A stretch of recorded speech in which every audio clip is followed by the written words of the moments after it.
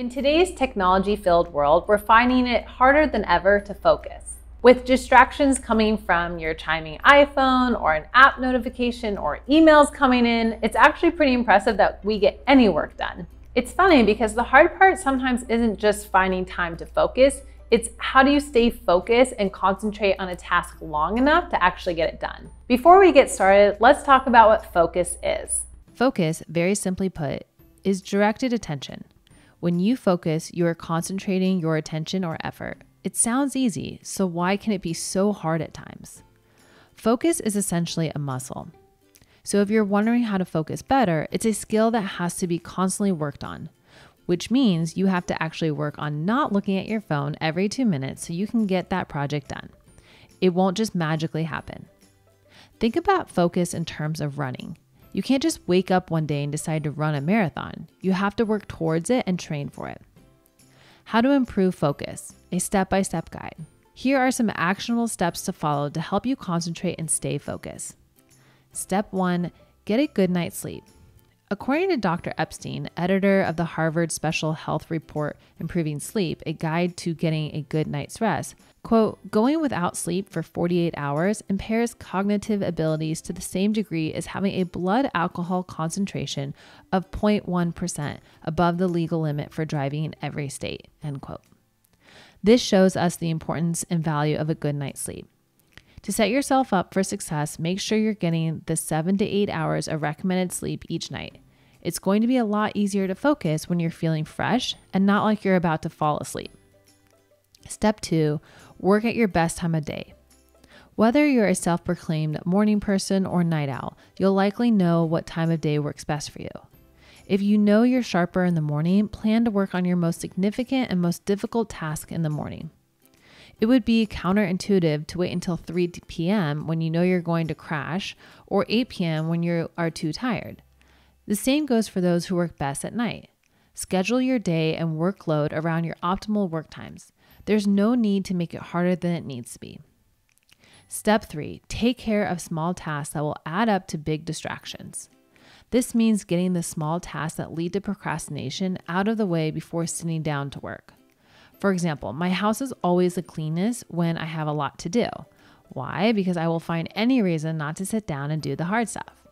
That means that before I sit down at my computer, I'll do the dishes, sweep, throw in a load of laundry, and every other household chore. So when I sit down to work, I have zero excuses to get up and distract myself from the task at hand. This can also mean making that cup of coffee, grabbing water, printing out resources you may need before you sit down to focus on a project. Whatever little things you know you'll use as an excuse to distract you, even if they're great forms of procrastination, take care of them first. Productive procrastination is still procrastination. Step 4, set up your space for success. Whatever space works best for you, this is the time to get it set up. For some, it's a clean desk, clean from clutter. For others, it's the kitchen table. Some people even like to get away from the comforts of the office or home to a place that's slightly more unfamiliar and uncomfortable, like a coffee shop or the library. Removing themselves from the comforts of their desk or couch allows them to focus fully, because when the task is complete, they can go back home. It's all about creating or setting up in a space where you can thrive, ideally away from distractions. Step 5, limit your notifications. This is easier said than done. Phones, email, kids, partners, they all serve as distractions, although lovingly, from the task at hand. When you're trying to focus, it's best to keep these notifications, be it digital or in person, to a minimum. Turn off your phone or silence it, put it in airplane mode, or even put it in another room. Set the expectation with your family or coworkers that you're dedicating this time to concentrate so that you can spend undistracted quality time with them later. Step 6, make a to-do list. If you're wondering how to focus on yourself and how to focus at work, a to-do list is a great place to start. Getting clear on what you need to do and then prioritizing from most important to least important helps you get clear on your priorities.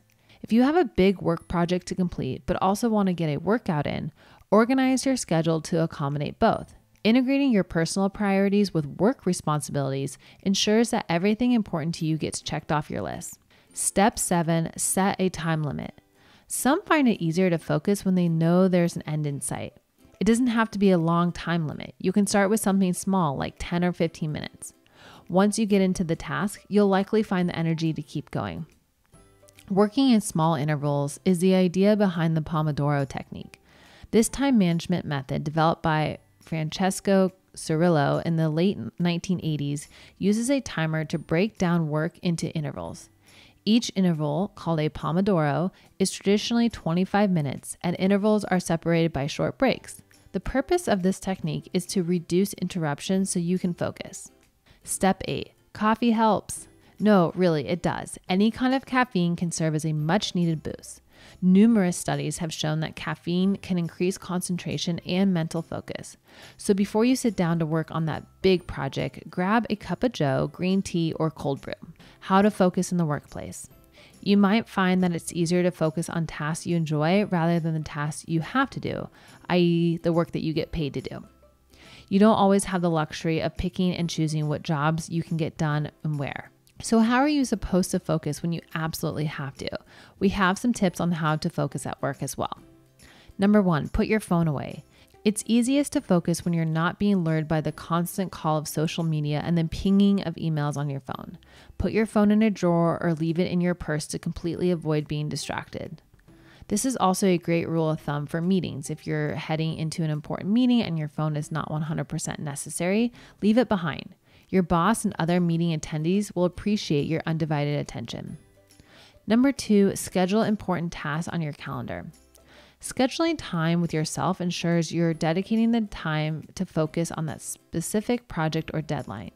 Set it for a time when you are most productive to ensure you optimize the time available. This is also a great way to make sure no one books you for a meeting during your most productive time. Number 3, communicate with your team. If you're really trying to concentrate, don't be afraid to tell others. Letting them know you have an important deadline or task to complete is a great way to ensure that they don't unnecessarily distract you, and it also holds you accountable. You said you were taking the time to get it done, and now you have no reason not to do it. Number 4, take breaks. Get up and go for a short walk, refill your water, or catch up with a coworker. Do something that requires you to move and not look at your phone for a few minutes.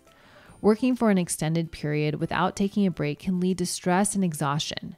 You'll find you're more productive and creative when you take a few moments to step back from what you've been focused on. Number 5, plan and prioritize. This is a good idea whether you're looking to focus or just trying to figure out how to structure your day. Taking a few moments at the start of the day or the night before to outline your tasks and priorities ahead of time will help you stay on track. Without a plan, you may feel like you're grasping in the dark to figure out what to do next and find that you're having trouble focusing. A few good minutes of planning can save you a lot of time and frustration on the back end. Now let's talk about how to show focus skills on your resume and cover letter. You've mastered the art of focusing, but how do you convey this skill on your resume and cover letter? The best way is to get specific. Focus has different definitions in different industries, so speak to specific examples of how you focus. This is especially true in your cover letter. You can really dive into a story in detail in your cover letter, more so than you can on your resume. If the job you're applying for mentions specifics in the job description relating to attention to detail and concentration, elaborate on how your experience directly relates to those skills and give a detailed description. On your resume, the same rule applies. You just need to get more precise. Provide bullet points on your experience relating to focus using your specific examples and language, such as demonstrate strong attention to detail, exercises extreme care, detailed oversight or analysis, individualized attention, provided personalized attention. Another huge way to show focus, make sure there are no typos on your resume and make it clear and concise. It's going to be hard for someone to believe that you can demonstrate extreme attention to detail when they find an error on your resume.